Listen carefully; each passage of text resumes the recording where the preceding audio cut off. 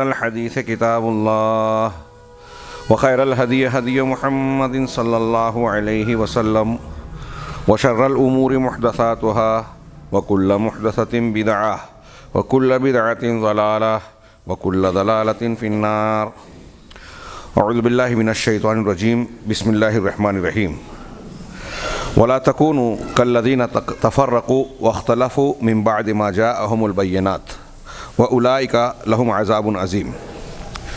وقال تعالى: وأن هذا صراطي مستقيما فاتبعوه ولا تتبعوا السبل فتفرق بكم عن سبيله.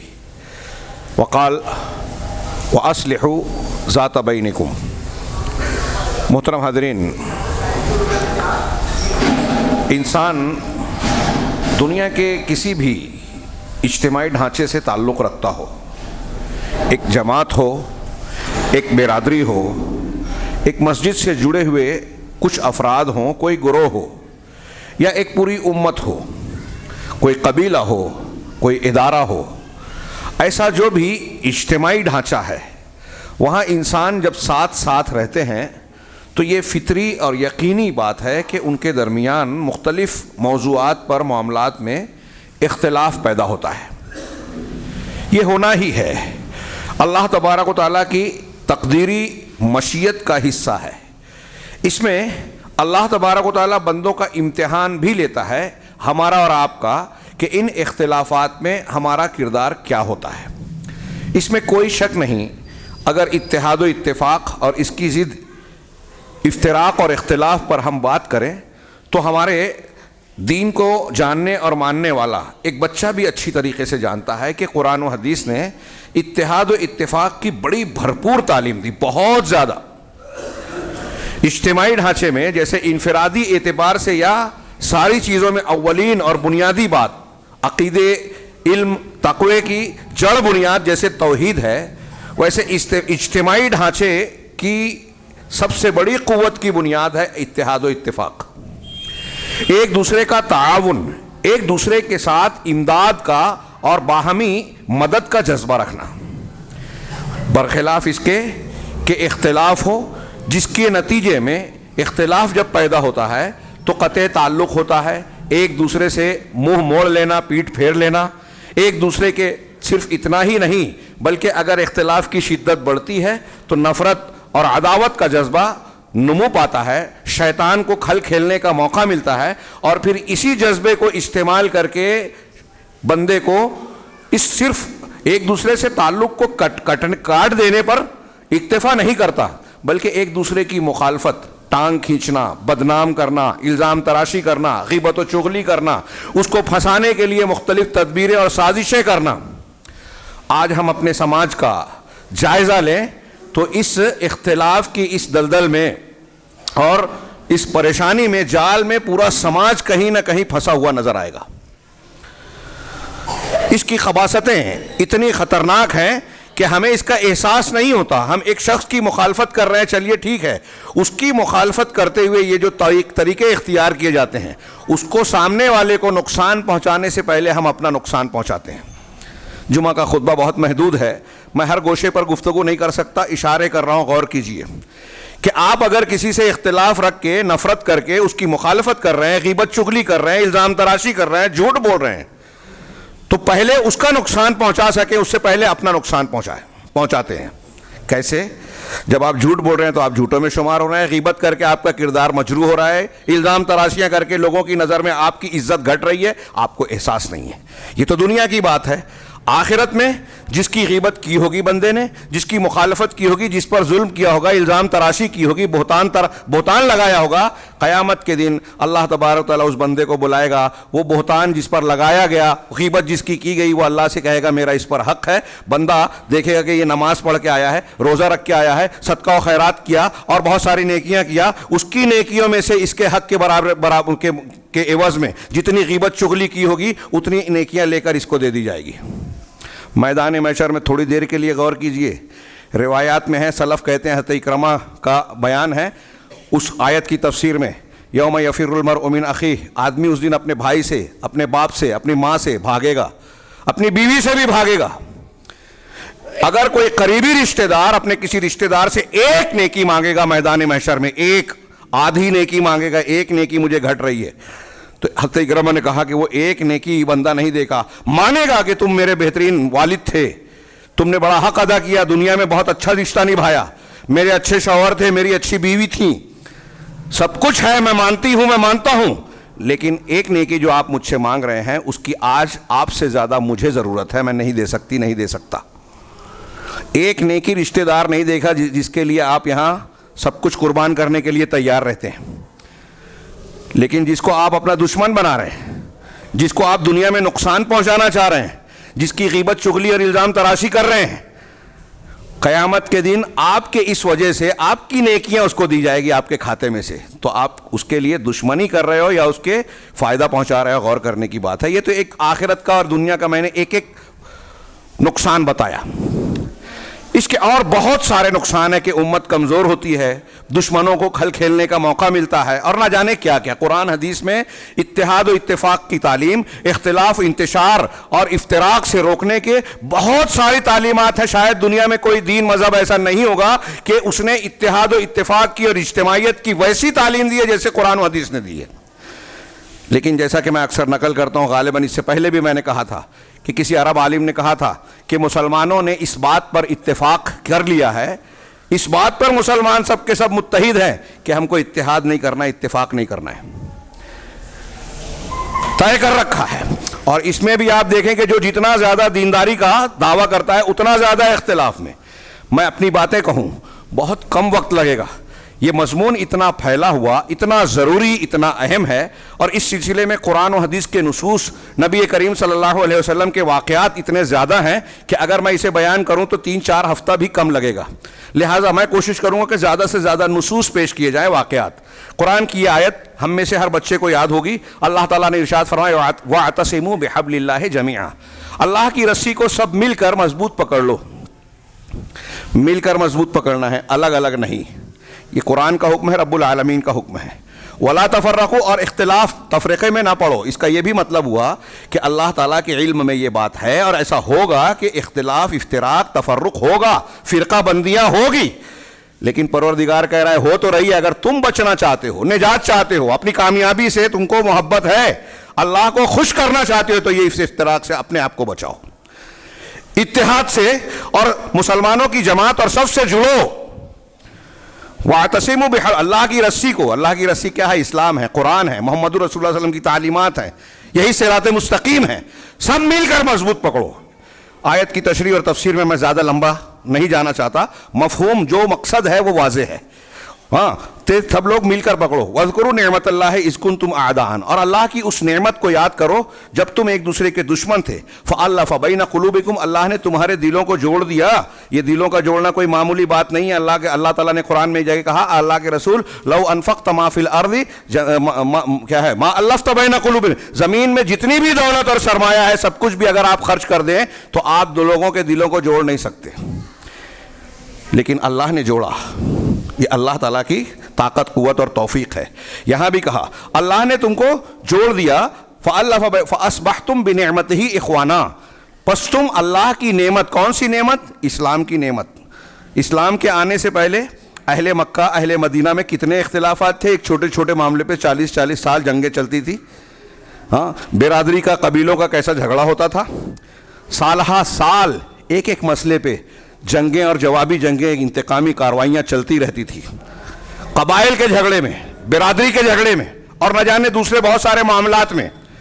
اللہ نے فرمایا کہ اللہ کی نعمت اسلام آئی، اس نعمت اسلام کی بدولت، برکت سے تم آپس میں بھائی بھائی بن گئے۔ قرآن نے کہا دوسری جگہ پہ سورہ حجرات میں انما المؤمنون اخوہ، مسلمان بھائی بھائی ہیں۔ اب یہاں جو سگے بھائی ہیں ان میں اتحاد نہیں ہے، تو جو اسلامی رشتے سے بھائی بھائی کہا گیا اس کا حق کون سمجھے گا، کون جانے گا؟ آج کوئی غیر مسلم سے اگر ہم کہیں کہ اسلام کی ایسی تعلیم ہے، اتحاد و اتفاق، پیار محبت کی، ایک دوسرے سے جڑ کر مل کر باہمی تعاون کرنے کی تعلیمات اتنی شدت اور شدید ہے، تو وہ یقین نہیں کرے گا کہ تم کہتے ہو کہ مسلمان، اسلام کی یہ تعلیم ہے، مسلمان تو ہر جگہ لڑتے رہتے ہیں۔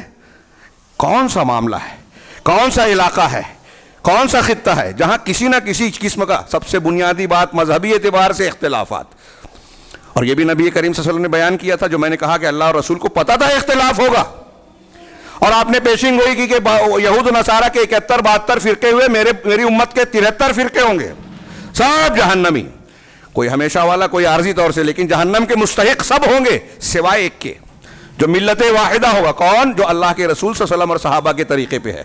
کتنی صاف بات ہے یہ! اللہ کے رسول کا طریقہ، صحابہ کا طریقہ، رسول اور صحابہ کا منہج، مسلک، عقیدہ، عمل، یہ ساری چیزیں بالکل اللہ کے رسول کی حدیث میں بالکل صاف ہے۔ یہ حدیث میں سمجھتا ہوں کہ مسلمانوں میں کوئی گروہ، طبقہ، فرقہ ایسا نہیں ہے جو اس حدیث کو نہ مانتا ہو، علمی طور پہ، لیکن عملی طور پہ، عقیدے کے طور پر، نظریاتی طور پر اس کو کوئی مانتا نہیں ہے سوائے اہل الحدیث کے۔ ہمارا اختلاف ختم ہوگا کب؟ جب رسول کا طریقہ اختیار کریں، صحابہ کا طریقہ، قرآن انہوں نے جیسے سمجھا ہم کو بھی سمجھنا ہے، عقیدہ جیسے انہوں نے سمجھا ہم کو بھی سمجھنا ہے، اعمال صالحہ ویسے ہی کرنا جیسے انہوں نے کیا، نماز، زکوٰۃ، حج جیسے انہوں نے کیا ویسے ہم کو کرنا ہے۔ یہ قرآن حدیث کہہ رہی ہے۔ یہ میں نے ایک حدیث کا حوالہ دیا، قرآن کی کئی آیتیں ہیں، اس وقت موقع نہیں ہے۔ تو اللہ تعالیٰ کہہ رہا ہے کہ تم اللہ کی نعمت کے ذریعے سے بھائی بھائی بن گئے۔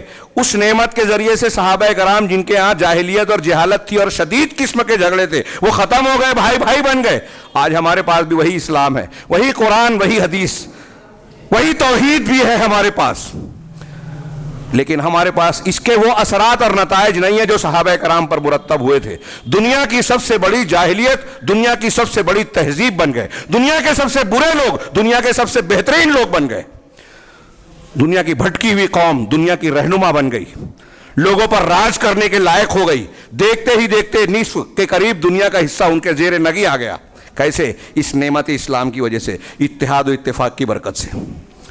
آج مسلمان ہر جگہ مارے جا رہے ہیں، حکومتیں ہیں 50 سے زیادہ، 60 کے قریب، 60 کے لگ بھگ کم و بیش، لیکن طاقت کہیں نہیں، قوت کہیں نہیں، حیثیت پوری دنیا میں کہیں نہیں۔ ہندوستان میں ہم دیکھ رہے ہیں کیسے مارے کاٹے جا رہے ہیں، ہمارے خلاف قوانین بنا جا رہے ہیں، خطرات کی گھنٹیاں بج رہی ہے ہمارے خلاف۔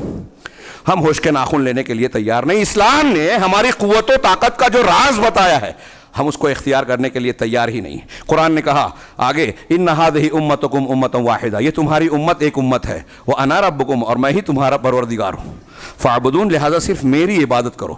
جب صرف اللہ کی عبادت ہوگی، توحید جو دین کی بنیاد ہے، اس کے بغیر کوئی آدمی مسلمان بھی نہیں ہو سکتا۔ یہ توحید رب ہوگی تو توحید صف پیدا ہوگی۔ ہمارے درمیان بھی توحید کا لازمی نتیجہ ہے کہ آپ ایک رب کو ماننے والے ہیں تو ایک رب کے ماننے والے آپس میں ایک دوسرے سے جڑ جائیں۔ اس سے یہ بھی اشارہ ملتا ہے کہ اتحاد و اتفاق کی سب سے بڑی بنیاد ہمارے پاس توحید ہے۔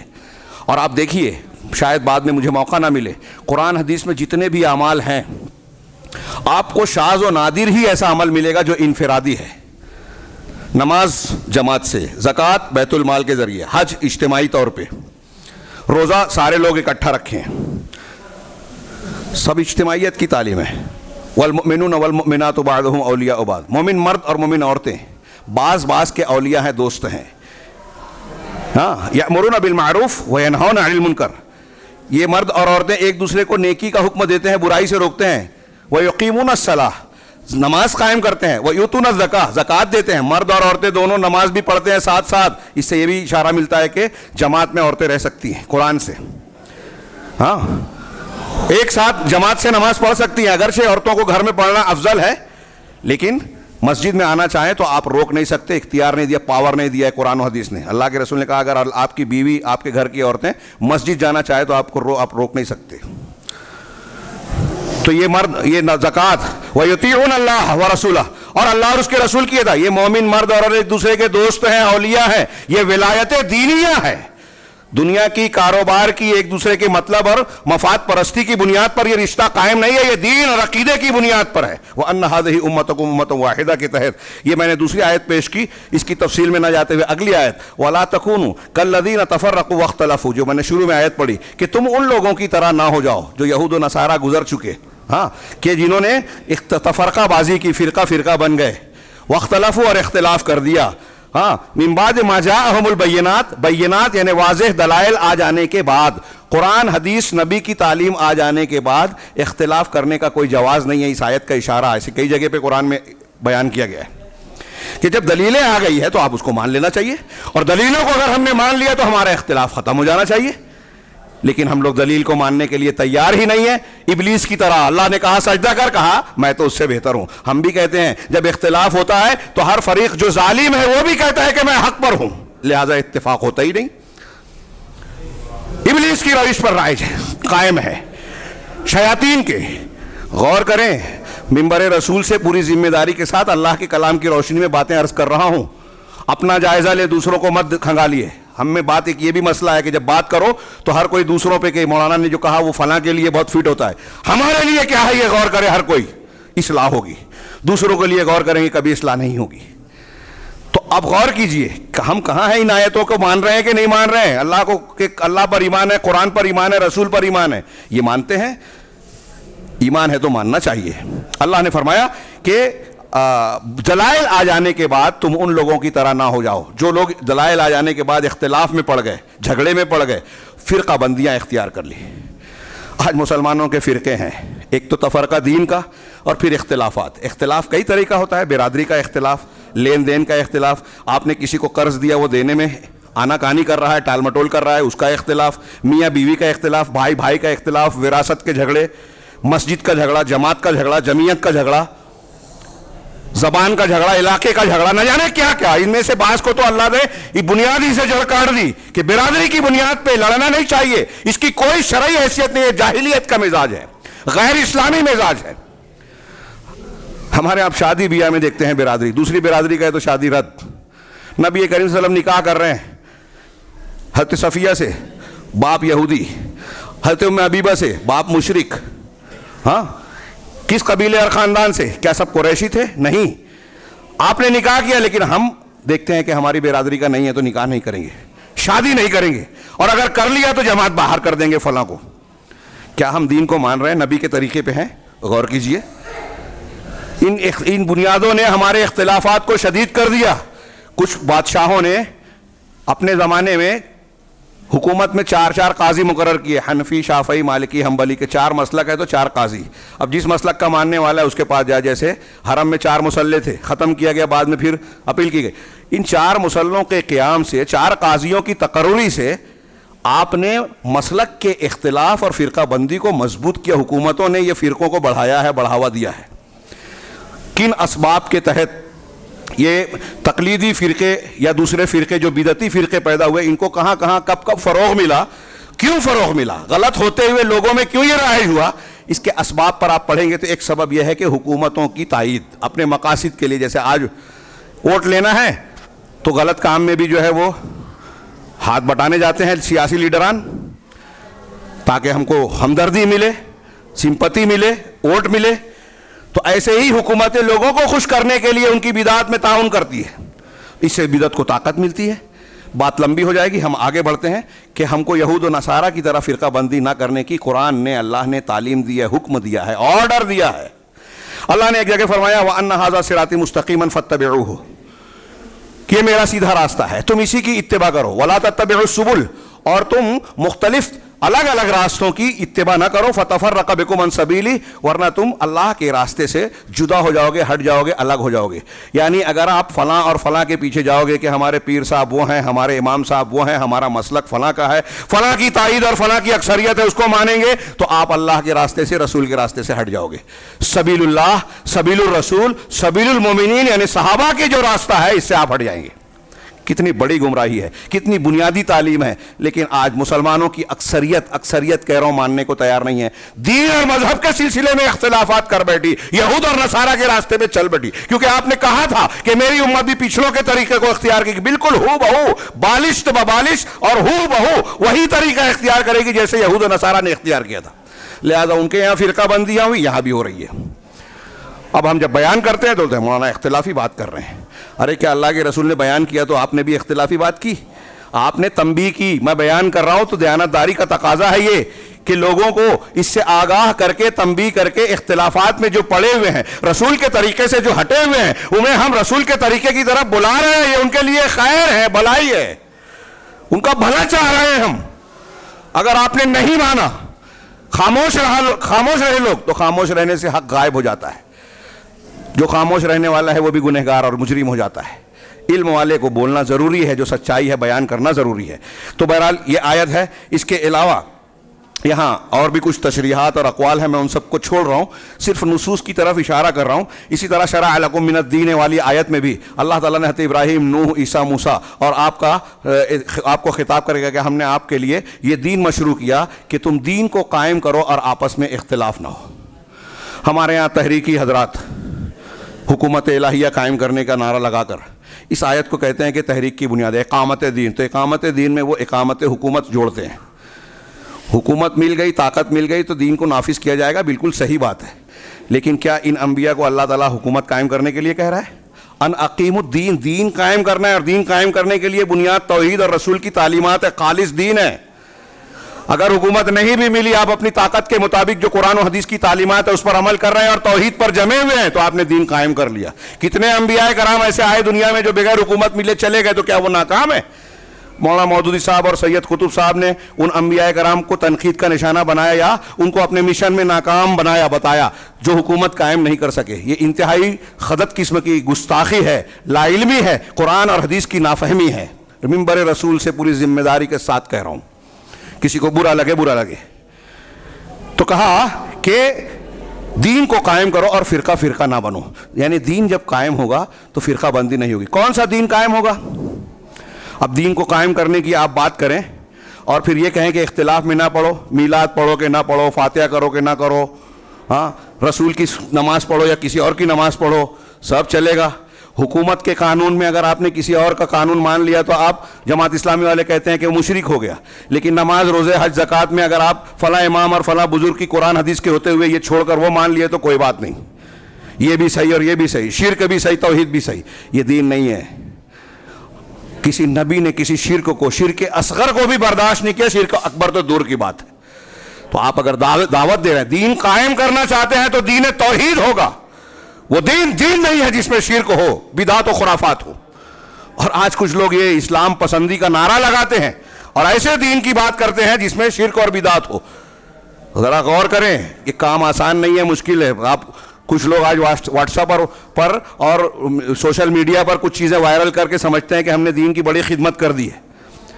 ہاں، اس میں کہاں قربانی لگ رہی ہے، اس میں کہاں وقت دینا پڑ رہا ہے، پسینہ بہانا پڑ رہا ہے یا خون بہانا پڑ رہا ہے، کسی پر تنقید کی، کسی کی تائید کی، کسی کی مخالفت کی، اور خود سمجھا ہی نہیں ہے دین کی بنیاد کیا ہے۔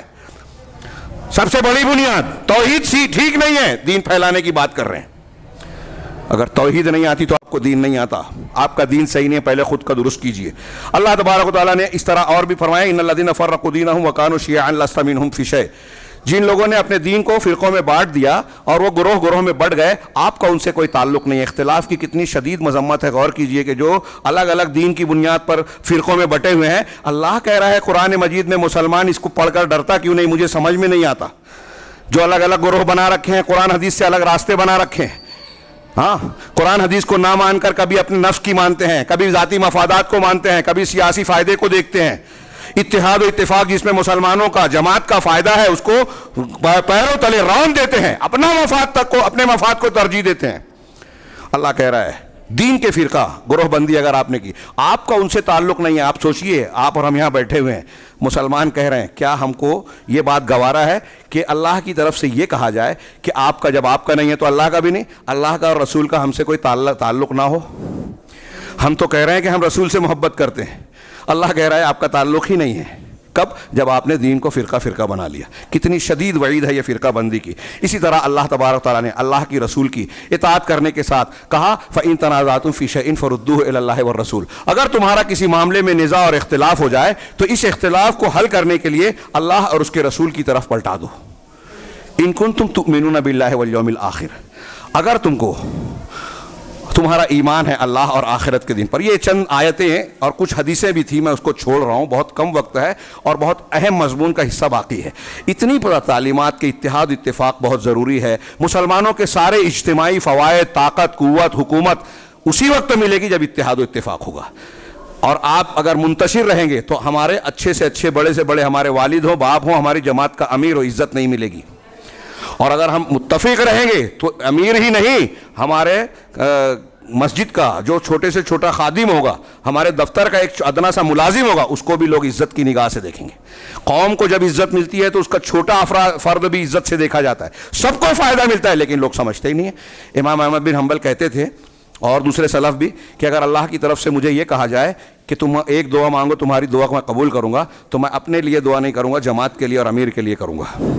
کیونکہ جماعت مضبوط ہوگی, امیر مضبوط ہوگا تو پوری امت کا فائدہ ہے. میں اپنے لیے مانگوں گا تو صرف میرے گھر والوں کا فائدہ ہے. لیکن یہ شعور, یہ گہرائی, یہ علم, یہ بصیرت آج مفقود ہے. عوام تو عوام, خواص میں, علماء میں نہیں ہے. افسوس کی بات ہے. یہ مسلمانوں کی پستی, انحطاط, زوال کی بہت بڑی وجہ ہے. بلکہ پوری اسلامی تاریخ میں عقیدے کی خرابی کے بعد اگر سب سے بڑی کوئی مسلمانوں کی مصیبت ہے تو وہ آپس کا اختلاف ہے. اور دشمن قومیں نے ہمیشہ اس کو استعمال کیا, ہمارے درمیان ایسے آلہ کار رکھے. ابھی میں شبہات کے فتنوں پر خطاب کر رہا ہوں. امریکہ, برطانیہ, اسرائیل, ان کو پتہ ہے ہمارے یہاں کہ اسلام میں کون سے مسلمان ہمارے لیے خطرہ ہیں, وہ کہتے ہیں سلفی ہمارے لیے خطرہ ہیں. کون ہمارے کام کا ہے, وہ کہتے ہیں سب سے کام آنے والے ہمارے لیے صوفی ہیں, تصوف والے. منبر رسول سے کہہ رہا ہوں, صاف صاف کہہ رہا ہوں, لوگوں کے علم میں رہے پھر بھی لوگ نہیں سمجھتے. ہم نہیں جانتے, کفار مشرکین ہمارے دشمن جانتے ہیں کہ اصلی اسلام کس کے پاس ہے. اٹھائیے سب سے زیادہ, اور وہی حق ہے جس سے باطل کو خطرہ محسوس ہو. میں مزید نہ بڑھتے ہوئے یہ عرض کرنا چاہتا ہوں کہ ساری بنیادیں اختلافات کی وجہ سے ہیں. اب اس کی ایک طرف اختلافات کا اتحاد کی اتنی تعلیم ہے, اختلاف کے اتنے نقصانات ہیں, یہ سب لوگ جانتے ہیں, تقریروں میں بیان کرتے ہیں, آپ سنتے ہیں, ہم سنتے ہیں, بیان کرتے ہیں. لیکن دو پہلو اس میں ہیں. ایک تو یہ کہ اگر اختلافات ہیں اور یہ اللہ کی طرف سے آزمائش ہے, اس کی قدری, اس کی جو ہے مشیت کا حصہ ہے, کونی تقدیر کا حصہ ہے, اور اس میں ہمارا اور آپ کا امتحان ہے, تو اللہ تبارک و تعالیٰ نے وہ حل بھی پیش کیا, ایسی تعلیمات بھی دیں جس کے ذریعے سے اختلافات کو ختم کیا جا سکے, اور اس کے جو انتہائی بھیانک اور مہلک اثرات اور نتائج آتے ہیں ہمارے سامنے. قرآن حدیث نے یہ بھی بتایا کہ ان نتائج سے اپنے آپ کو, اپنے سماج کو, اپنی امت کو کیسے بچایا جائے, کیا تدبیریں اختیار کی جائے. اتحاد کی بنیادیں بتائی کہ قرآن حدیث پہ, توحید کی بنیاد پہ آپ متفق ہو جائیں, قرآن حدیث کو مان لیں. اختلاف ہو تو اللہ اور اس کے رسول یعنی قرآن اور حدیث کی طرف لوٹائیں. لیکن لوگ قرآن حدیث کی بات کو اب کہہ دیتے ہیں کہ قرآن حدیث میں مسائل کا حل ہی نہیں ہے. اگر حل نہیں ہوتا تو اللہ تعالیٰ کہتا کہ اختلاف کو لوٹاؤ. اللہ کہہ رہا ہے کہ اپنا اختلاف قرآن حدیث کی طرف لوٹا, اس کا مطلب اختلاف کا حل ہے, تبھی تو کہہ رہا ہے نا. اگر نہیں ہوتا تو اللہ بلا وجہ کہتا. تو پہلی بات تو یہ کہ اللہ تعالیٰ نے تعلیم دی. دوسری بات, یہ چیزیں ہم سنتے ہیں. دوسرے ایک پہلو جو پیش کرنا چاہتا ہوں, اور یہ ایسا نہیں ہے کہ بیان نہیں کیا جاتا, لیکن اس پر توجہ نہیں دیتے, کہ اللہ تبارک و تعالیٰ اور رسول اللہ صلی اللہ علیہ وسلم نے مختلف قسم کے اختلافات کو حل کرنے کے لیے صلح اور اصلاح کروانے اور کرنے کی تعلیم دی ہے, بہت زبردست اور بھرپور انداز میں. اگر صرف اس کی فضیلت پر میں حدیثیں اور قرآن کی آیتیں بیان کروں, صرف اصلاح کرنے کی فضیلت پر, تو 2 جمعہ کم پڑ جائے گا. 2 جمعہ, میں مبالغہ نہیں کر رہا ہوں. جیسے مثال کے طور پہ اللہ تبارک و تعالیٰ کا ارشاد ہے, لا خیر فی کثیر من نجواہم, کہ ان کے جو بہت سارے سرگوشیاں ہوتی ہیں, آپ لوگ الگ ہو کے کہیں خاموشی سے سرگوشی کریں, اس میں کوئی خیر نہیں ہے. ہاں, الا, مگر کون سرگوشی کس میں خیر ہے, الا من امر بصدقۃ, سوائے اس کے جو کسی صدقہ و خیرات کا حکم دے. اگر آپ سرگوشی کر رہے ہیں تو اچھائی نہیں ہے, لیکن کون سی سرگوشی اچھی ہے, جس میں آپ صدقے کا حکم دے, او معروف, یا نیکی کا حکم دے, او اصلاح بین الناس, یا لوگوں کے درمیان اصلاح کا حکم دے, لوگوں کے درمیان اصلاح کا. آگے اللہ نے کہا وَمَن يَفْعَلْ ذَلِكَ, جو شخص ایسا کرے گا, سورہ نساء کی یہ آیت ہے, جو شخص ایسا کرے گا ابتغاء مرضات اللہ, اللہ کی خوشنودی کو, اللہ کی رضامندی کو چاہتے ہوئے, ہاں, فسوف نؤتیہ اجرا عظیما, تو ان قریب ہم اسے عظیم اجر دیں گے. علامہ ابن رجب حنبلی اور دوسرے امام طبری اور دوسرے کئی علماء اس آیت کی تشریح میں لکھتے ہیں کہ اگر کوئی اللہ کی خوشنودی کو نہ چاہتے ہوئے بھی سرگوشی, پہلی بات تو یہ کہ سرگوشی میں خیر نہیں ہے, خیر ہے تو ان 3 کاموں میں, ان 3 کو بطور خاص ذکر کیا. اس میں بھی جو ایک لفظ اللہ نے کہا معروف, نیکی, اس میں صدقہ بھی داخل ہے, اس میں لوگوں کے درمیان اصلاح بھی داخل ہے. اگر صرف اللہ کہتا کہ معروف کے ساتھ آپ سرگوشی کر رہے ہیں تو بھی کافی تھا, لیکن بطور خاص لوگوں کے درمیان اصلاح کا ذکر کرنا اس بات کی دلیل ہے کہ نیکیوں میں اس نیکی کی بہت قیمت ہے. اللہ کے رسول اللہ کی ایک صحیح حدیث ہے, جس کو پر بعض نے کلام کیا، لیکن علامہ البانی نے تحقیق کر کے کہا کہ یہ حدیث صحیح ہے. صحیح ترغیب میں کہا کہ افضل الصدقۃ الاصلاح بین الناس، کہ لوگوں میں اصلاح کرنا سب سے بہترین صدقہ ہے. آپ کروڑوں روپیہ اللہ کے راستے میں خرچ کر رہے ہیں، اس کے مقابلے میں آپ دو مسلمانوں کے درمیان، جھگڑا والوں کے درمیان اختلاف ختم کر کے اتحاد کر دیں، یہ افضل صدقہ ہے، سب سے بہترین. ایک حدیث ہے سنن کی، ترمذی، ابو داؤد وغیرہ میں کئی حدیث کی کتابوں میں، اور وہ بھی صحیح ہے. اللہ کے رسول نے سوال کیا صحابہ سے کہ کیا میں تم کو نہ بتاؤں کہ ایسے عمل کو جو نماز سے، روزے سے، صدقے سے، حج سے زیادہ بہتر ہے. یہاں تک کہ امر بالمعروف نہی عن المنکر کا بھی لفظ ہے اس میں، اس سے بھی بہتر ہے یہ نفل نماز، نفل صدقہ، نفل. اہل علم نے کہا اس سے بہتر. تو لوگوں نے پوچھا ضرور اللہ کے رسول. کہا اصلاح او فی روایت صلاح بین الناس، لوگوں کے معاملات کو درست کرنا. فإن افساد ذات البین تحلق الدین، کیا ہے، ہی الحالقہ. اس لیے کہ لوگوں کے درمیان فساد ڈالنا، پھوٹ ڈالنا، لوگوں میں جھگڑا پیدا کرنا، یہ مونڈ دینے والا ہے. اللہ کے رسول نے بعض روایتوں میں اضافہ ہے کہ میں یہ نہیں کہتا کہ بال کو مونڈ دینے والا، بال صاف کیا جاتا ہے نا، بال مونڈنا بولا جاتا ہے، یہ بال کو نہیں مونڈتا، دین کو مونڈ دیتا ہے. دین کو آپ لوگوں کے درمیان غیبت، چغلی، اختلاف پیدا کرتے ہیں، الزام تراشی کرتے ہیں، دو گروپوں کو اختلاف کو مضبوط کرتے ہیں. تو یہ آج اس میں کتنے لوگ پیش ہے. دین کا کام کرنے کے لیے ہم کو افراد نہیں ملتے، ہاں، لیکن تنقید کرنے کے لیے، اختلاف کو بڑھانے کے لیے آپ کو بڑے چمچے اور غلام ملیں گے. بہت ٹائم بھی ہے، سوشل میڈیا پہ ان کی بڑی صلاحیت ہے، وقت ہے، سب کچھ ہے. دور دور سے کوڑی لائیں گے، اس طرح سے بھیجیں تو پکڑے نہیں جائیں گے اور اختلاف بھی بڑھ جائے گا، فلاں کو تکلیف پہنچے گی.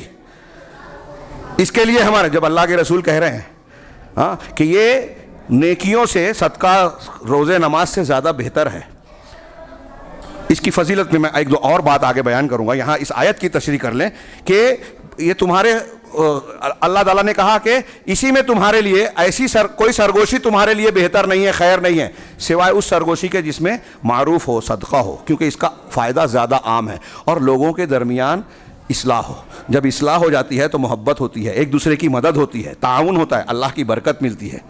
آپ رشتہ جوڑیے، اللہ کی برکت ملے گی. اللہ کے رسول نے فرمایا نا بخاری مسلم میں، جو چاہتا ہے کہ اس کے رزق میں اضافہ ہو اور اس کی عمر میں برکت دے، اللہ اضافہ کرے، تو اسے چاہیے کہ رشتے کو جوڑے. ہم کو ایسے خالی خلی سمجھ میں نہیں آتی بات کہ رشتہ جوڑنے سے روزی کیسے بڑھے گی، عمر کیسے بڑھے گی.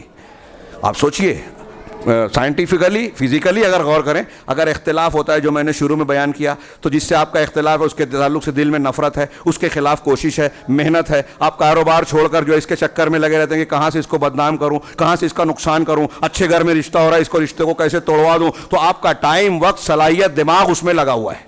اور جب آپ شیطانی کاموں میں لگے ہوئے ہیں تو اجر سے بھی محروم ہو رہے ہیں، اور اللہ شیطان آپ پر غالب ہے. اللہ کے یہاں اللہ آپ سے ناراض ہو رہا ہے. جب اللہ ناراض ہے تو رحمت سے تو دور ہوں گے، برکتیں نہیں ملے گی. اختلافات سے دور رہیے. تو اللہ کے رسول اللہ تعالیٰ نے فرمایا وَمَن يَبْتَغِ، یہ ایک تو بات یہ کہ لوگوں میں فائدہ ہے، اس میں خیر ہے. آگے اللہ نے کہا وَمَن يَفْعَلْ ذَلِكَ، بڑا اچھا عجیب نقطہ اہل علم نے بیان کیا یہاں، کہ قرآن کی اس آیت سے یہ اشارہ مل رہا ہے کہ اگر کوئی شخص لوگوں کے درمیان اصلاح، صدقہ اور معروف کا کام بغیر اللہ کی خوشنودی کے نیت سے کرتا ہے، یعنی اس میں اللہ تعالیٰ سے اجر و ثواب کی ابھی کی امید نہیں ہے، تب بھی یہ کام اللہ تعریف کر رہا ہے، یہ خیر ہے. پہلے جملے میں کہا کہ اس میں خیر ہے، تمہارے اور نجوہ میں خیر نہیں ہے، سرگوشی میں، اس میں خیر ہے.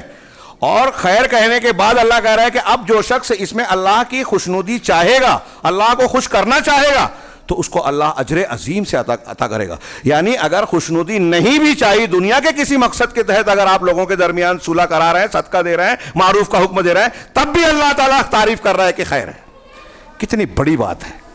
ہاں، اسی طرح آپ اور بھی جو ہے واقعات اور آیات کی روشنی میں دیکھیے، جیسے اللہ تبارک و تعالیٰ نے، اب میں صرف اشارے کروں کہ اللہ کے کیسے حکم دیا اور رسول نے اس پر کیسے عمل کیا، اور آج ہمارے درمیان ایسا کچھ ہو رہا ہے کیا. اللہ تبارک و تعالیٰ نے غزوہ بدر جب پہلی مرتبہ مسلمانوں کا باقاعدہ مقابلہ ہوا مشرکین کفار سے، تو مال غنیمت ہاتھ آیا پہلی مرتبہ، آپس میں اختلاف ہو گیا. اختلاف کیسے ہوا؟ جھگڑا کہ ہم نے مقابلہ کیا، کچھ نے کہا کہ ہم نے نگرانی کی، کچھ نے کہا ہم نے تعاقب کیا، کچھ نے کہا ہم رسول اللہ صلی اللہ علیہ وسلم کی نگرانی پر مامور تھے. سب اپنا اپنا دعویٰ کر رہے تھے. اختلاف ہوا تو اللہ نے سورہ انفال کی ابتدائی آیتیں اس سلسلے میں نازل کی. فرمایا کہ یسألونک عن الانفال، یہ آپ سے انفال مال غنیمت کے بارے میں پوچھتے ہیں.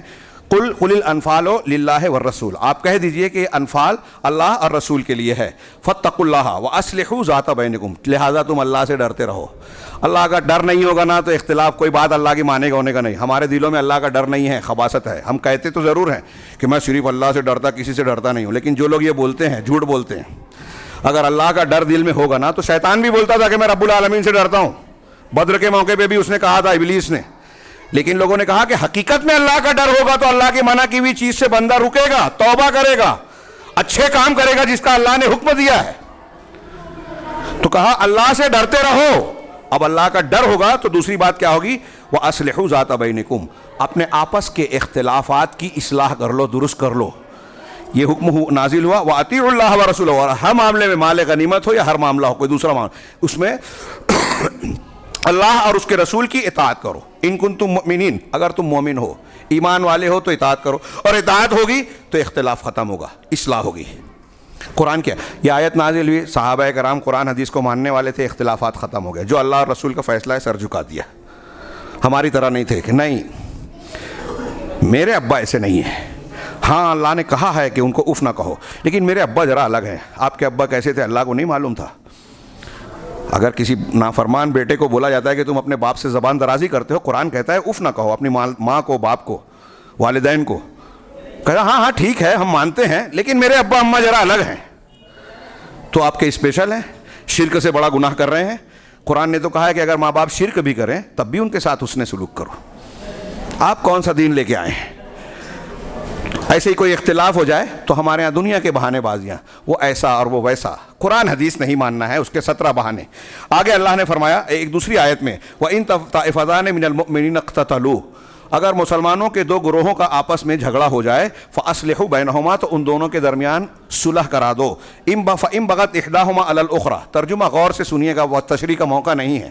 اللہ کا کلام ہے، بڑی باریکیاں گہرائیاں ہیں، لیکن جو اصل مقصود ہے اس کے ترجمے سے بھی ظاہر ہے. کہا کہ اگر ان میں سے ایک دوسرے پر سرکشی کرے، بغاوت کرے، فَقَاتِلُوا الَّتِي تَبْغِي، تو جو سرکشی کر رہا ہے اس سے قتال کرو. دو گروہ میں جھگڑا ہو رہا ہے، ایک ماننے کو تیار نہیں ہے تو اس سے لڑائی کرو. ہے کوئی ہمارے ہاں لوگوں نے یہ سبق تو پڑھ لیا، ملا دو ملا دو ملا، کیسے ملاؤ یہ قرآن حدیث میں بھول گئے. میں اس کو پیش کر رہا ہوں کہ اصلاح کیسے کرنی ہے. اس آیت کے آخر تک غور سے سنیے.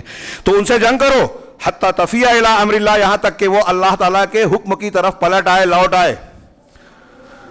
جب تک اللہ کی بات مان نہیں لیتی اس اختلاف کرنے والے گروہ سے لڑو، دباؤ ڈالو. اگر ہمارے یہاں سیاسی بنیاد پر، دینی بنیاد پر، جماعتی بنیاد پہ کوئی دوسرا ہے تو پہلے تو ہمارے یہاں ایک گروہ ہونا چاہیے جو سمجھائے بجھائے، ملانے کی کوشش کرے. نہیں ہے، نہیں مانتا اگر وہ، تو دباؤ ڈالا جائے، قوت کا استعمال کیا جائے جو ہمارے اختیار میں جہاں تک ہے. اس کا یہ مطلب نہیں کہ اب آپ گنڈوں کو لگا کر جو اس کو خاموشی سے مروائے کٹوائیں، یہ شریعت کا طریقہ نہیں ہے.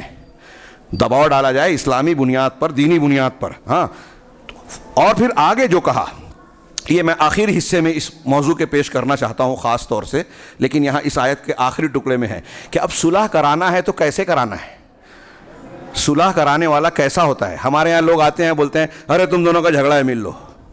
کیا قرآن حدیث یہ کہتی ہے؟ بہت اچھی طرح سنیں. اچھے لوگ، علماء، پنچ ملانے والے اس حقیقت کو قرآن حدیث کی فراموش کر دیتے ہیں. یہاں اللہ تعالیٰ نے آخری حصے میں کہا کہ اس آیت کے کہ فَأَصْلِحُوا بَيْنَهُمَا بِالْعَدْلِ، ہاں اگر وہ اللہ کے حکم کی طرف پلٹتی ہے تو اب ان کے درمیان عدل و انصاف کے ساتھ جو ہے صلح کراؤ. وَأَقْسِطُوا، اور انصاف کرو. إِنَّ اللَّهَ يُحِبُّ الْمُقْسِطِينَ، اللہ انصاف کرنے والوں کو پسند کرتا ہے.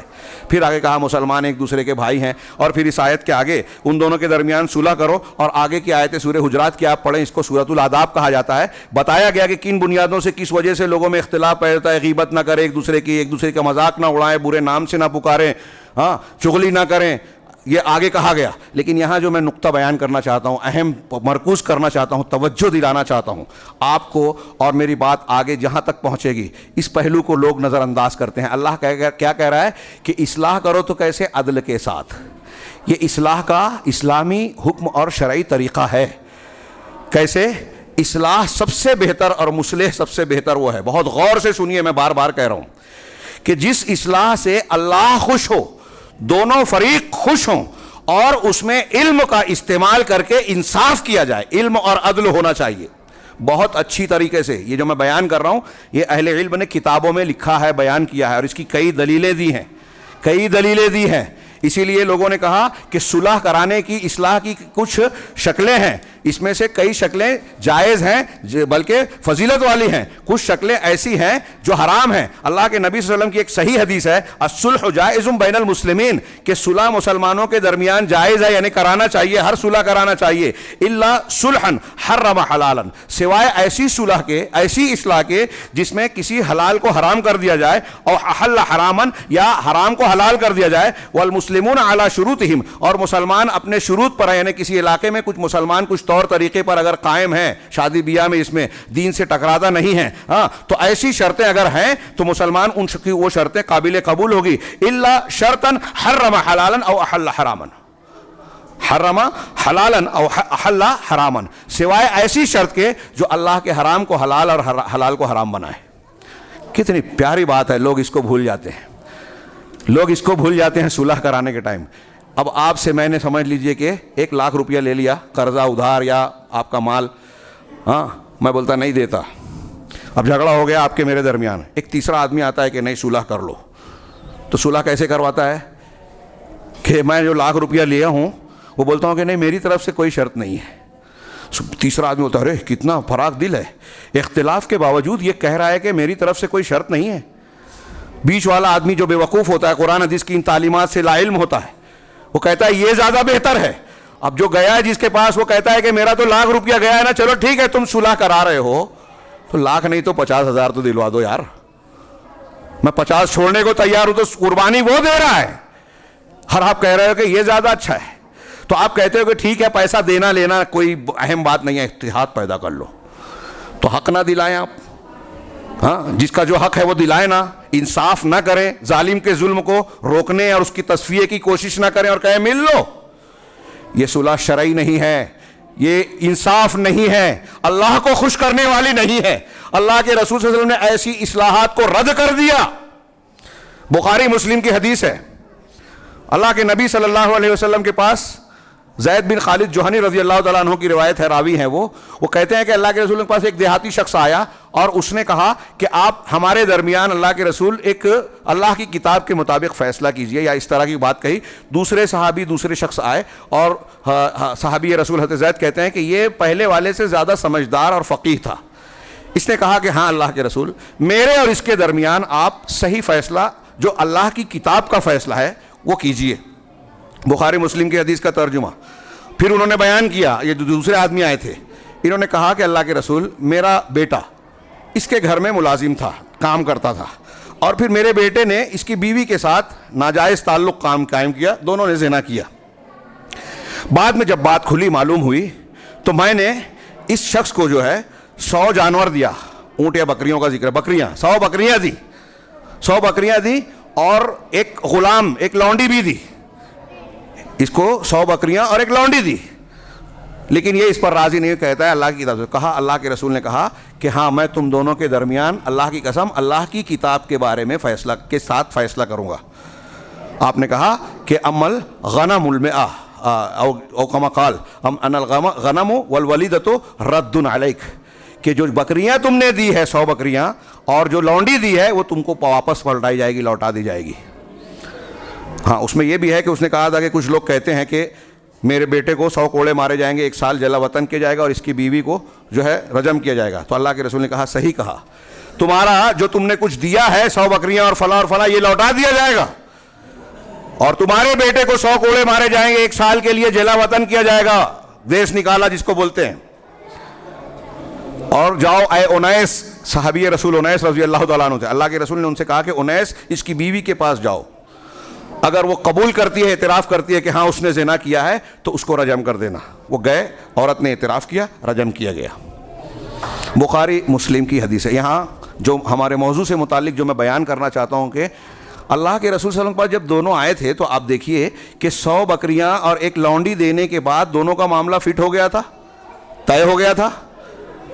اب اللہ کے رسول اگر صرف صلح کو اہمیت دیتے، جیسے آج ہمارے یہاں لوگ کہتے ہیں مل لو، حق ہو نہ حق ہو، کسی نے غلط کیا کسی نے صحیح کیا، سب مل لو، تو اللہ کے رسول یہ کہتے کہ تمہاری بکریاں اور تمہاری لونڈی تم کو واپس لوٹائی جائے گی؟ جو غلط فیصلہ ہے آپ نے اس کو رد کیا، اور جو اللہ کا فیصلہ ہے اس کو نافذ کیا. یہ انصاف ہے. اگر کسی نے کوئی حق مارا ہے تو اس کا تصفیہ ہونا چاہیے، اس کے بعد صلح کا عمل ہونا چاہیے. یہ کتنی اہمیت کی حامل بات ہے. ہاں، اس سلسلے میں اور بھی دلیلیں پیش کی جا سکتی ہیں، وقت زیادہ ہو رہا ہے. میں ایک دو آیتوں کو اور پیش کروں. اللہ تبارک و تعالیٰ نے اس آیت میں کہا کہ دونوں کے درمیان صلح کیجئے، بھائیوں کے درمیان صلح کیجئے. کیسے؟ انصاف کے ساتھ، عدل کے ساتھ. اب انصاف کرنے کے لیے قرآن حدیث کا علم بھی ہونا چاہیے. اسی لیے اللہ کے رسول نے فرمایا قاضی تین طریقے کے ہوتے ہیں. دو لوگوں کے جھگڑے کا فیصلہ کرنے والا قاضی ہے. جج صرف قاضی نہیں ہے. دارالقضا میں جو فیصلہ کر رہا ہے وہ صرف قاضی نہیں ہے. آپ کے میاں بیوی کے جھگڑے میں آپ تیسرے بن کے گئے ہیں تو آپ قاضی ہیں، جج ہیں. بڑے بڑے علماء ائمہ قاضی بننے سے ڈرتے تھے. کیوں؟ اتنی خطرناک ذمہ داری ہے یہ. اللہ کے رسول نے کہا دو قسم کے قاضی جہنم میں، ایک جنت میں جائے گا. جو حق کو نہیں جانتا اور فیصلہ کر رہا ہے، جہنمی. جو حق کو جانتا ہے اور حق کے خلاف فیصلہ کرتا ہے، جہنمی. یہ میں اپنے الفاظ میں اختصار کے لیے بیان کر رہا ہوں. جو حق کو جانتا ہے، علم، اور اس کے مطابق فیصلہ کرتا ہے، عدل.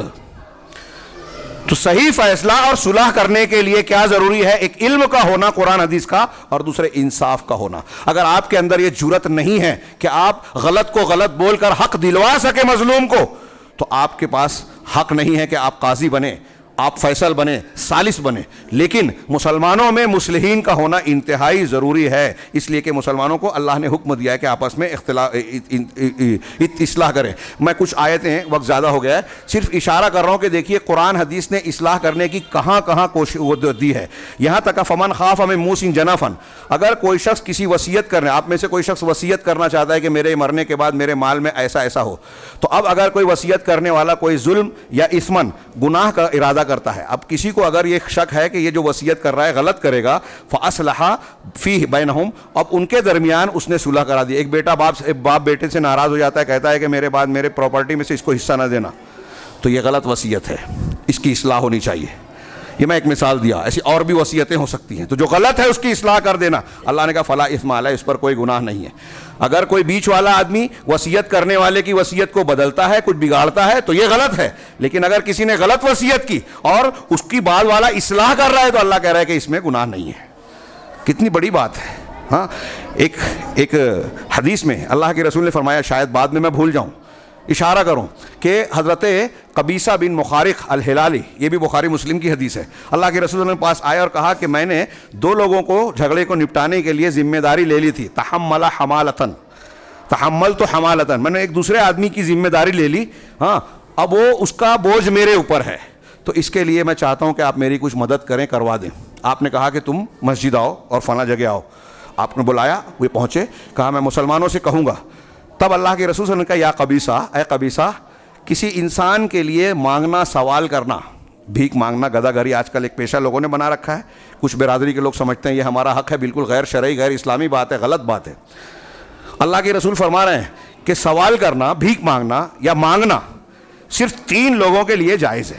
3 لوگوں کے لیے. پہلا شخص من تحمل حمالتن، فتحل لہ المسئلہ حتی یصیبہا ثم یمسک. بخاری مسلم میں کہ کوئی شخص کسی کی ذمہ داری لے، اب وہ لوگوں سے پیسہ مانگ رہا ہے کہ وہ ذمہ داری نبھا دے وے، اب پیسہ ادا کر دے وے، تو اب رک جائے، مانگ نہیں سکتا. اب کیا مطلب ہے اس کا؟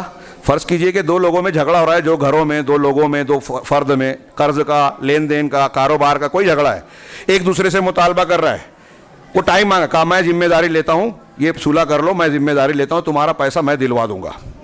اب آپ نے کسی کی ذمہ داری لے لی، کیا مقصد ہے آپ کا؟ کہ 2 مسلمانوں میں جھگڑا ختم ہو جائے. اس جھگڑے کو ختم کرنے کے لیے آپ نے بوجھ اپنے اوپر لے لیا، آپ ضامن بن گئے. اب اس نے ادا نہیں کیا، یا وہ مر گیا، یا کوئی واقعی کوئی عذر پیدا ہو گیا، تو اب بیچ والا جو لینے والا آدمی ہے وہ کہے گا کہ آپ نے ذمہ داری لی تھی، آپ دو. تو اللہ کے رسول کہہ رہے ہیں اگر آپ مالدار بھی ہیں، تو ایسا حق ادا کرنے کے لیے مسلمانوں کے جھگڑے کو نپٹارا کرنے اور اصلاح کرنے کے مقصد سے جو بوجھا آپ نے اپنے کاندھے پر لیا ہے، اللہ کے رسول اجازت دے رہے ہیں کہ ایسا آدمی مسلمانوں سے مانگ سکتا ہے۔ بھیک مانگنا حرام ہے، لیکن لوگوں کے درمیان اصلاح کرنے کے لیے مانگنا جائز ہے۔ اصلاح کی کتنی اہمیت ہے۔ اور دو لوگوں کو بتایا کہ کوئی مسلمان مال والا ہے، اس پر کوئی آفت آ گئی اور اس کا سارا مال تباہ ہو گیا، اس کے لیے بھی مانگنا جائز ہے، یہاں تک کہ اس کے لیے زندگی کو چلانے کی غرض پوری ہو جائے، پھر اس کے بعد جائز نہیں ہے۔ اسی طرح کوئی مسلمان اگر بھوکا ہے، فاقہ لاحق ہو گیا، کئی دن سے کھایا پیا نہیں ہے، تو 3 عقل و ہوش والے اگر گواہی دے دے کہ یہ فاقہ سے ہے تو اس کے لیے بھی سوال کرنا، بھیک مانگنا جائز ہے۔ اس کے علاوہ اگر کوئی شخص سوال کرتا ہے، رسول اللہ صلی اللہ علیہ وسلم نے اس حدیث میں بنایا، آج کتنے مسلمانوں کو بتانے کی ضرورت ہے یہ حدیث، گدھا گری کے خاتمہ کرنے کے لیے ایک مہم چلانے کی ضرورت ہے۔ اور جب میں نے کئی جگہ یہ بات کی تو لوگ کہتے ہیں کہ نہیں، آپ کتنی بھی کوشش کر لو، جو مانگنے والے ہیں وہ مانگیں گے۔ وہ مانگنے والے مانگیں، کوشش تو نہیں چھوڑنی چاہیے۔ اگر کوئی اسلام قبول نہیں کر رہا ہے تو کیا ہم اس کو اسلام پیش کرنا بند کر دیں گے؟ ہم اپنا کام کریں۔ تو اللہ کے رسول نے فرمایا کہ اگر کوئی اس کے علاوہ مانگتا ہے، کھاتا ہے، تو وہ جو ہے حرام کھاتا ہے۔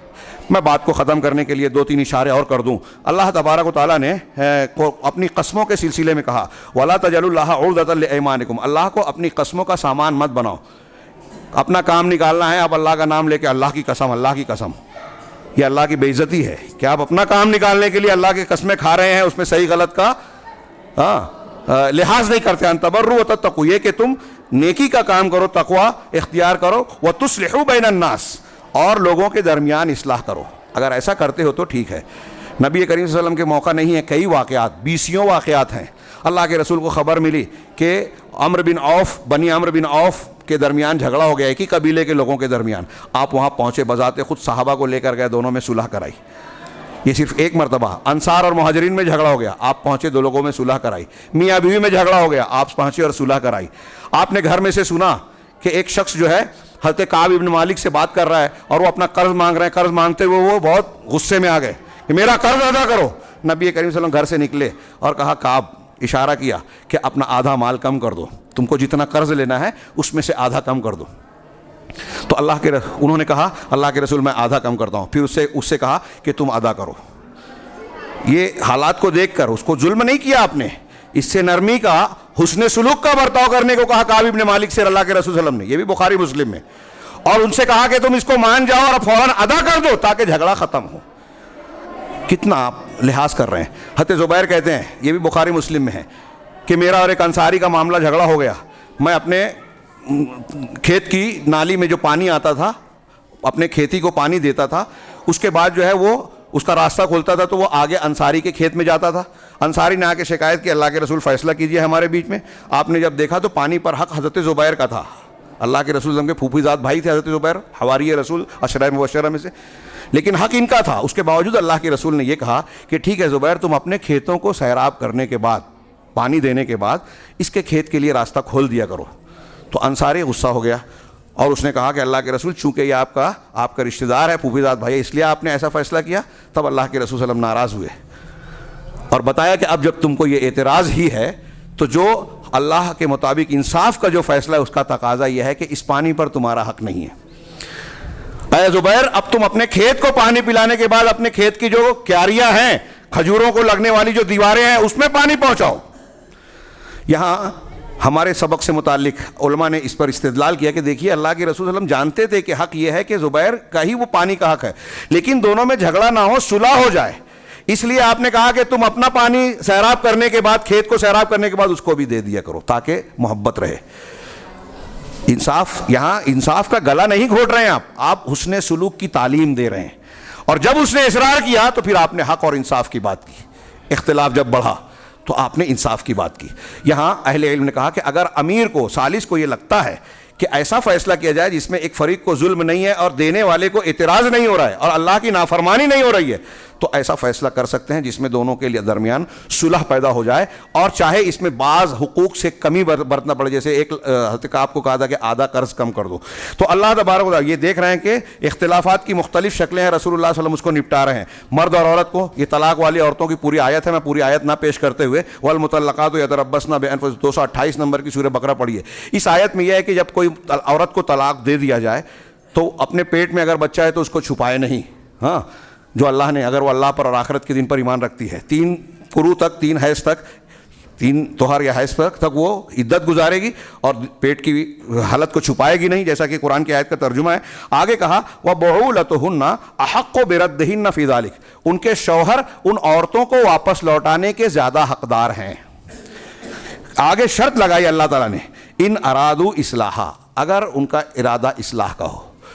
اگر آپ نے بیوی کو طلاق دیا, طلاق دینے کے بعد اگر شوہر چاہے تو واپس لا سکتا ہے, پھر سے بیوی بنا سکتا ہے, رجوع کر سکتا ہے, پہلی دوسری طلاق کے بعد تک, تیسری کے بعد یہ حق نہیں ہے جو شرعی طلاق ہے. لیکن واپس لانے کے لیے قرآن شرط کیا دے رہا ہے کہ اگر اصلاح کا مقصد ہے تو واپس لانا ہے.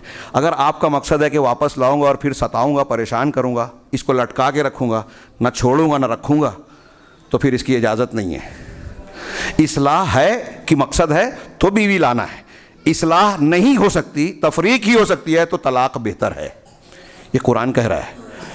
اصلاح کی کتنی اہمیت ہے اندازہ لگائیے. اسی طرح میاں بیوی کے درمیان جھگڑا ہو جائے, اللہ تعالیٰ نے قرآن میں اللہ کہہ رہا ہے وَإِنْ خِفْتُمْ شِقَاقَ بَيْنِهِمَا, اگر میاں بیوی کے درمیان تم کو اختلاف اور جھگڑے کا اندیشہ ہو تو فَبْعَثُوا حَكَمًا مِّنْ أَهْلِهِ وَحَكَمًا مِّنْ أَهْلِهَا. یہ اللہ کہہ رہا ہے کہ پھر اس کے یعنی شوہر کے گھر سے ایک حکم, فیصل, پنچ جو آپ کہتے ہو, سالس, قاضی, فیصل, حکم کا معنی ہوگا. ایک حکم اس گھر سے, ایک حکم لڑکی کے گھر سے, دونوں میں سے حکم لے لو اور دونوں کو بٹھاؤ, بات چیت کراؤ. ان یریدا اصلاحا, اگر یہ دونوں حکم, یہ دونوں فیصلہ کرنے والے اصلاح کرنا چاہتے ہیں, یوفق اللہ بینہما, تو اللہ تعالیٰ دونوں کے درمیان جو ہے موافقت پیدا کر دے گا, میاں بیوی میں جوڑ پیدا کر دے گا. یعنی اگر ہم اچھی نیت سے اصلاح کرنے والے کو مقرر کر رہے ہیں تو نتیجہ آئے گا ضرور, یہ اللہ کہہ رہا ہے. ہاں, اللہ نے کہا ان اللہ کانا علیما خبیرا, یقیناً اللہ تبارک و تعالیٰ علیم و خبیر ہے. دوسری آیت میں کہا, اسی میں آگے کہا کہ آپس میں صلح کر لیں, صلح خیر ہے. یہاں ایک اور بھی کچھ نقطہ ہے. کچھ لوگوں نے اشارہ کیا کہ دیکھیے اللہ تبارک و تعالیٰ حکم مقرر کرنے کا حکم دے رہا ہے, اور حکم مقرر کرنے کا مطلب کیا ہوتا ہے یہ بھی ہم لوگ نہیں سمجھتے. ہم بیچ میں ڈالتے ہیں کسی عالم کے پاس, آج لوگ جاتے ہیں مولانا صاحب کے پاس, بولتے ہیں کہ میرا فلاں سے جھگڑا ہے, یہ ہے وہ, سمجھانے کی جب بات کرتا ہے تو بیچ والا ناراض ہو جاتا ہے, ارے میں نے شکایت کی اور یہ میری غلطی بتا رہے ہیں, فیصلہ غلط کر رہے ہیں. تو فیصلہ کرنے پر حکم سے ناراض ہو جاتے ہیں. اہل علم نے, مفسرین نے, اور بعض ائمہ نے, مفسرین نے, صحابہ نے یہ کہا کہ اللہ کہہ رہا ہے حکم بنانا. جب آپ کسی کو حکم بنا رہے ہیں تو اس کا مطلب یہ کہ آپ اس کا فیصلہ مانیں گے. اب اگر آپ کے خلاف بھی وہ فیصلہ کر رہا ہے تو آپ کو اسے ماننا چاہیے, ہاں اسے ماننا چاہیے. یہاں ایک حدیث بیان کر کے میں درمیان میں ختم کرتا ہوں. اللہ کے رسول صلی اللہ علیہ وسلم بن حرب سے روایت ہے, وہ کہتے ہیں کہ اے اللہ کے رسول, یہ دیکھیے اتحاد و اتفاق کا پیدا کرنے کے نسخے, یہ تو اصلاح کی بات ہوئی, آپ نے اور بھی نسخے بتائے, میں صرف ایک کا اشارہ کر کے آگے بات کو ختم کرتا ہوں کہ اللہ کے رسول ہم کھانا کھاتے ہیں لیکن ہمارا پیٹ نہیں بھرتا, آسودہ نہیں ہوتے. تو آپ نے کہا کہ شاید فلعلکم تاکلون متفرقین, شاید تم لوگ الگ الگ کھانا کھاتے ہو متفرق ہو کر. قالوا نعم, کہا ہاں ایسا تو ہے. تو آپ نے کہا فاجتمعوا علی طعامکم واذکروا اسم اللہ علیہ یبارک لکم فیہ, تم اکٹھا ہو کر کھانا کھاؤ, ہاں, اور اللہ کا نام لے کر کھاؤ, تم کو اس کھانے میں برکت دی جائے گی. یہ حدیث ابو داؤد, ابن ماجہ, ہاں وغیرہ میں ہے. علامہ البانی نے اس کو صحیحہ میں ذکر کیا ہے. اختلاف کی جو بنیادیں بیان کی ہیں اس میں یہاں تک ہے, چھوٹی سے چھوٹی چیز کہ اپنی صفوں کو سیدھا کرو, ہاں, درمیان میں خالی جگہ مت چھوڑو. اگر آپ دلوں میں خالی جگہ رکھو گے بیچ کے درمیان تو اللہ تعالیٰ دلوں میں اختلاف پیدا کر دے گا. اس سلسلے میں اور بھی کئی حدیثیں ہیں, اور شیطان ہمارے درمیان اختلاف پیدا کرنا چاہتا ہے. ایک روایت سن کے ختم کرے, صحیح مسلم میں کہ ابلیس رات میں اپنا عرش, اپنا تخت پانی پر بچھاتا ہے, صحیح مسلم کی روایت ہے یہ, پانی پر بچھاتا ہے, اور اپنے سرایا, اپنے دستوں کو, اپنے چیلے چاپڑوں کو بھیجتا ہے. تو ان میں سے سب سے قریب مرتبے والا وہ شخص ہوتا ہے. رات میں سب کو جو بھیجتا ہے تو رات میں آ کے سب اپنی رپورٹ پیش کرتے ہیں, میں نے ایسا کیا, میں نے ویسا کیا, میں نے یہ کیا. تو ابلیس اپنے سے سب سے زیادہ قریب اس شخص کو کرتا ہے جو ان میں سب سے زیادہ لوگوں کے درمیان فتنے اور خرابی پیدا کرنے والا ہوتا ہے. تو ان میں سے ایک شخص کہتا ہے آ کے, شیطان, میں نے ایسا ایسا کیا. تو کہتا ہے ما صنعت شیء, تو نے کوئی کام وام کیا نہیں, کوئی بڑا کام نہیں کیا. لیکن یہاں تک کہ ایک شخص آتا ہے اور کہتا ہے کہ ما ترکتہ حتی فرقت بینہ و بین امرأتہ, میں نے اس آدمی کو بہکانا شروع کیا, اس کو فتنے میں ڈالنا شروع کیا, اور اس وقت تک اس کو چھوڑا نہیں جب تک کہ میں نے اس کے اور اس کی بیوی کے درمیان اختلاف نہیں پیدا کر دیا. اس کے اور بیوی کے درمیان اختلاف کر دیا. تب شیطان ابلیس بولتا ہے, ہاں تو میرے قریب آ, نعم انت، تو کیا خوب کام کیا ہے، تو کتنا بہترین آدمی ہے. ہاں اللہ تبارک و تعالیٰ نے بنی اسرائیل کا یہ واقعہ بیان کیا کہ ہاروت ماروت سے وہ چیز سیکھتے تھے جس سے میاں اور بیوی کے درمیان فرق تفریق کرتے تھے. ہاں دونوں کے درمیان وہ جدائی پیدا کرتے تھے، یہ جادو سیکھ کر یہ کرتے تھے. ایسے ہی یہ شیطان کرتا ہے. تو ابلیس کے نزدیک اس کے چیلوں میں بڑا کام کرنے والا پسندیدہ وہ آدمی ہے جس نے جو ہے میاں بیوی میں تفریق کی. تفریق کتنی بری بات ہے، اندازہ لگائیے. اور اللہ تعالیٰ کو اتحاد کتنا پسند ہے. یہاں وقت بہت زیادہ ہو گیا، میں معافی چاہتا ہوں. علامہ ابن قیم کی ایک شکل ہے کہ صلح کی دو قسمیں ہیں، ایک جائز ہے، ایک حرام ہے. جائز والی جو ہے وہ میں نے بیان کی کہ جس میں عدل و انصاف ہو، اللہ بھی خوش ہو اور دونوں فریق کی بھی خوشی ہو، دونوں مطمئن ہو.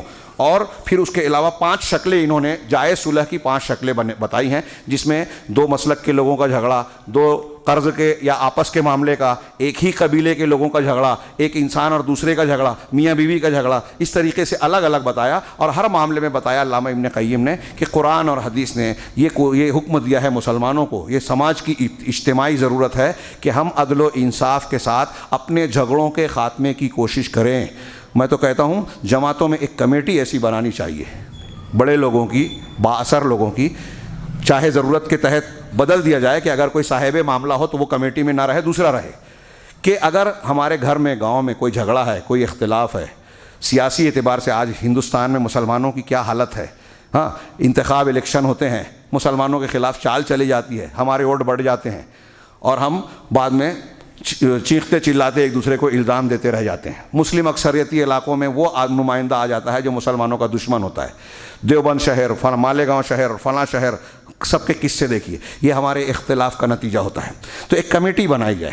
کرناٹک کے لوگ اس سلسلے میں بڑی محنت کر رہے ہیں. بعض لوگ، ایک ریٹائرڈ پولیس کمشنر ہیں، کہ مسلمانوں میں اتحاد، اتفاق، اجتماعی شکل، آپس میں جو بھی جھگڑا ہو رہا ہے، جماعت کا، ہمارے سیاسی انداز کا، برادری کا، گھر کا، وراثت کا، میاں بیوی کا، ان کا تصفیہ کرنے کی کوشش کریں. اللہ تعالیٰ سے دعا ہے کہ وہ ہمیں اپنے آپس کے معاملات کو درست کرنے اور اصلاح کرنے کی توفیق عطا فرمائیں. اگر ہم اس پر عمل کرتے ہیں تو یقین سے کہہ سکتے ہیں کہ اللہ کی برکت اور رحمت نازل ہوگی. ہم پھر سے عزت پائیں گے، طاقت پائیں گے. ہاں وَلَا تَنَازَعُوا فَتَفْشَلُوا وَتَذْهَبَ رِيحُكُمْ، کہ تم آپس میں جھگڑو نہیں ورنہ کمزور ہو جاؤ گے اور تمہاری ہوا اکھڑ جائے گی. اللہ نے کہا ہوا اکھڑ جائے گی. آج مسلمانوں کی ہوا اکھڑی ہے، حکومت جا رہی ہے، طاقت نہیں ہے، عزت نہیں ہے، سب اس آیت کے معنی میں داخل ہے. اللہ تعالیٰ کہہ رہا ہے کہ جھگڑو نہیں ورنہ ہوا اکھڑ جائے گی. اللہ تبارک تعالیٰ ہمیں اختلافات سے بچائے، اس کے نقصانات سے محفوظ رکھے، اتحاد و اتفاق، باہمی تعاون اور محبت کی توفیق عطا فرمائے اور اس کی برکات سے نوازے. وأقول قولي هذا وأستغفر الله لسائر المسلمين. بارك الله لنا ولكم في القرآن المجيد ونفعنا وإياكم بالآيات والذكر الحكيم إنه تعالى جواد كريم ملك بر رؤوف رحيم.